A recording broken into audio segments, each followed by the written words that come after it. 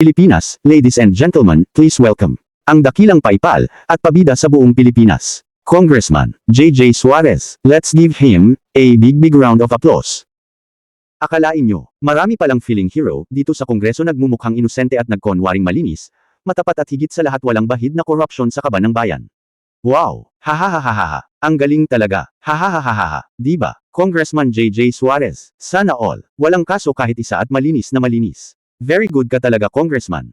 Ikaw na talaga ang dapat tularan. Hahaha! Mga kasama, sa 32 million plus, magtulungan tayong lahat para lalo sesikat itong dakilang paipal at pabida na Congressman na ito. Handa na po ba kayo, Congressman JJ Suarez? Ang milyon-milyong taong bayan ay nagtatanong lang po sa iyo, base lang po sa aming nalaman sa iyong tinatagang sekreto.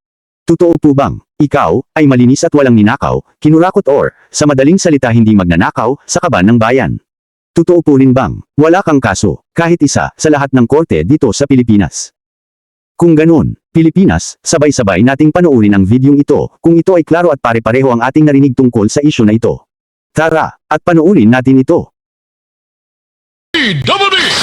Hoy, si dating Quezon Governor at kay Congressman David Suarez, anak to ito nung kasalukuyang governor ngayon, inireklamo daw ng katiwalian sa ombudsman. Alamin natin ang balitang yan mula kay Alan Gatusalan. Pasok! Inireklamo ng patong-patong na kaso si Quezon Representative David Suarez sa tanggapan ng ombudsman. Kabilang dito ang malversation, failure to liquidate funds at anti-graft. Ito ay kaugnay sa 8.7 million pesos na disbursement at cash advances na hindi umano na-liquidate ni Suarez noong siya pa ang gobernador ng Quezon noong 2013. Batay sa ulat ng Commission on Audit, maliban dito na-discover din ng COA ang 3.4 million pesos na questionable umanong disbursement noong 2014. Meron din umanong 1.9 billion pesos noong 2016, 34 million pesos noong 2017 at 8.1 million pesos noong 2018. Sa 35 pahinang complaint affidavit ni Leonito Batugon, Antonio Almoneda, Marie Benusa at Mario Porneste, maliban kay Suarez, kasama ding inireklamo sina Provincial Treasurer Rosario Marilu Uy at Provincial Budget Officer Diego Salas dahil umano sa katiwalaan mula 2010 hanggang 2019. Anyong kapusalang gatos ng GMA sa Radyo DCWP, walang iwanan. Superradyo DCWP! Wow! Ang linas-linas mo, Congressman David JJ Suarez. Ang dami mo palang milyon-milyong kaso sa ombudsman.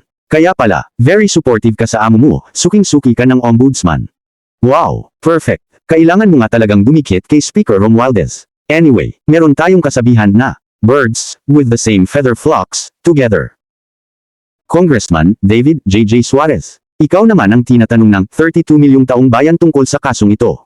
Pilipinas, at mga taong bayan. Papayag ba kayo na itong congressman na ito ay ang bumibida sa hearing ng Kongreso versus SMNI franchise case na walang integrity at credibility na congressman? Kung totoosin, mas malinis pa ang baghi ng taong grasa kaysa sayo. Nakasuot barong ka nga pero mas marumi ka pa sa putik at tai. Kung ako sayo, bumalik ka sa distrito mo at linasin mo ang mga kalat mong kaso. Ikaw ang klaseng congressman na walang pag-asang mabigyan ng integrity, credibility at respeto sa taong bayan. Mas mabaho ka pa sa utot ni Speaker Romualdez. Maaring gamitin natin ang ating boses sa pamamagitan ng pag-share ng videos, i-post, at komento hanggang umaabot ito sa kinauukulan. Ang inyong mga reactions at suggestions sa isyung ito ay malugod naming malaman. Please, leave your comment below. Huwag kalimutang mag-subscribe sa YouTube channel Partneil TV channel, at mag-follow my FB account, TikTok, Instagram and Twitter. Thanks for watching. Please subscribe me YouTube channel. Follow, like, comment, and share.